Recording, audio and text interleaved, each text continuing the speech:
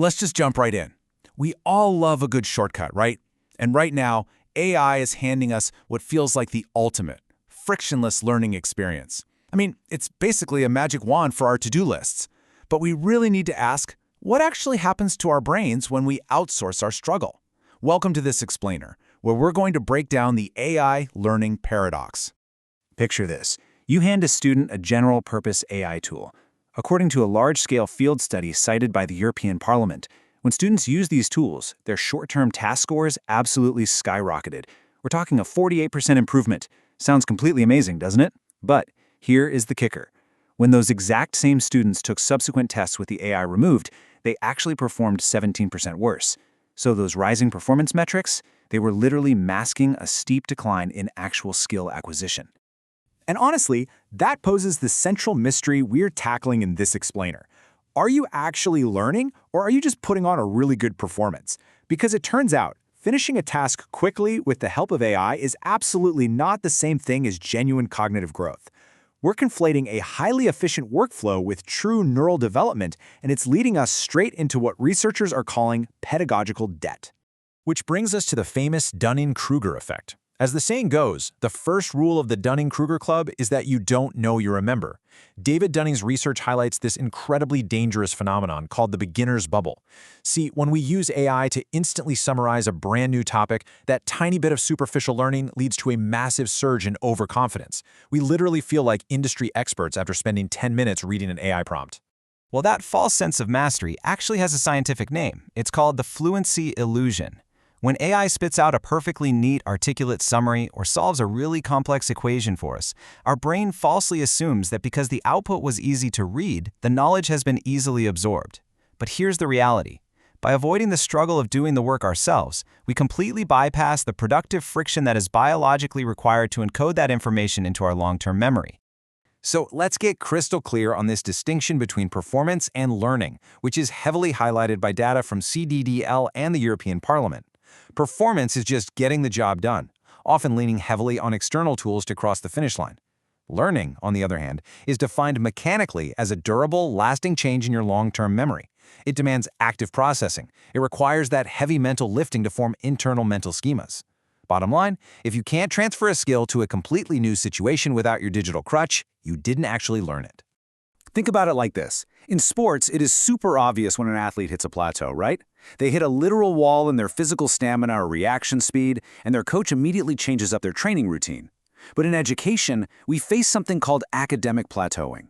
A student hits a hidden cognitive ceiling, but instead of changing how they train their brain, they just hide the ceiling. They rely on formulaic writing, intense rote memorization, or generative AI to keep churning out assignments, completely unaware that their intellectual growth is flatlined.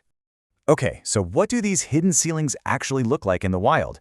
Researchers identify 4 main types of academic plateaus.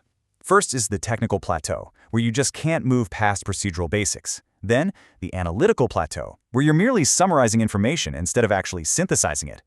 Third is the cognitive endurance plateau. This is when your brain literally fatigues when reading dense text, so you immediately outsource it to an AI summarizer. And finally, the most dangerous of all, the metacognitive plateau. This is where you completely overestimate your own competence and don't even realize you're stuck in the mud. All right, let's move into section 1, the mirror, a self-assessment check. So it's time to look in the mirror for a second and see if you might be hiding a plateau in your own study habits. Be honest with yourself and ask, do you panic when a problem changes its format from the textbook example? Do you merely summarize research papers instead of actually critiquing them? Or do you find yourself heavily relying on AI to structure your arguments just because staring at a blank page causes you anxiety? If you're nodding your head yes to any of this, you might very well be at an analytical or technical plateau, mistaking the AI's stellar performance for your own capability. Look at this questionnaire. When researchers at Chalmers University assessed engineering students, they discovered something truly fascinating. The most successful learners actively self-regulate, not just their cognition, but their motivation and their day-to-day behavior. Students who simply reread their notes or passively summarized material scored incredibly low on effectiveness. To break out of a plateau, you have to consciously evaluate how you learn, not just what you're trying to learn.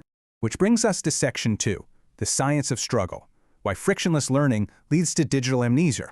So why exactly does taking the easy, effortless road cause this digital amnesia? Well, it all comes down to a concept called cognitive offloading. This is simply when we use external tools to reduce the mental demand on our brains. Now look, offloading basic repetitive tasks can be great. It frees up valuable working memory. But when you start overusing it for deep idea generation, synthesis, and complex reasoning, the research shows it actively suppresses your critical thinking. You are essentially offloading the very mental friction that builds your brain power. And the research from Kennesaw State University highlights a pretty terrifying reality about how we are architecting human AI intelligence. Deep, continuous reliance on AI literally reshapes human cognition. When an organization, or even just an individual student, routinely consults an AI before forming their own independent judgment, their analytical infrastructure quietly deteriorates. It is a progressive cognitive skill decline that is masquerading as productivity and efficiency. Now, you might be thinking, hold on, doesn't AI make experts way faster? Well, yes, absolutely. And that is known as the expertise reversal effect. See, what works as a helpful cognitive scaffold for an expert, freeing up their mental resources to solve novel, complex problems, acts as a total crutch for a novice. If you lack the foundational knowledge and you let AI do the heavy lifting, it actively impairs your ability to ever construct that underlying knowledge base in the first place. There's this groundbreaking study from the MIT Media Lab that proved this beautifully. They monitored the actual brain activity of people writing essays, both with and without AI. And guess what? The brains of the group using AI essentially went into standby mode. Later on, they couldn't even recall what they had written. The researchers compared it to trying to learn how to swim just by watching someone else do it. You simply cannot outsource the physical, neurological act of learning. Let's talk solutions in Section 3, the path forward, becoming a friction architect. Okay, so how do we actually fix this? How do we leverage these incredible digital tools without completely rotting our cognitive endurance? Well, that same MIT study offered a highly effective strategy. They call it the brain to LMM method, and sequence is absolutely everything here. Step 1, you write, you brainstorm, and you problem solve using only your own memory and cognitive effort. You have to actually feel the struggle. Then, and only then, step 2, you bring in the AI to enhance, validate, and review your work. Thinking absolutely must precede prompting. This sequence keeps your neural pathways deeply engaged while still letting you utilize the AI's power. And if you want to rebuild those foundational gaps, there are a few more scientifically backed strategies from the Chalmers and Eric studies. You can use diagnostic learning to pinpoint exactly where your understanding breaks down, or use cognitive chunking to prevent your brain from getting overwhelmed. Strategies like practice testing and self-explanation are fantastic because they force you to actively elaborate. You aren't just passively reading, you are literally proving to your own brain that you own the material. Which leaves us with this final, provocative thought from the researchers at CIDDL. As you navigate your own learning journey, you have to constantly ask yourself, if the AI is doing all the heavy lifting of thinking, are you actually learning, or are you just performing really well with a digital safety net? True intellectual independence requires the courage to struggle. So, embrace the friction, break through your plateau, and take back the architecture of your own mind.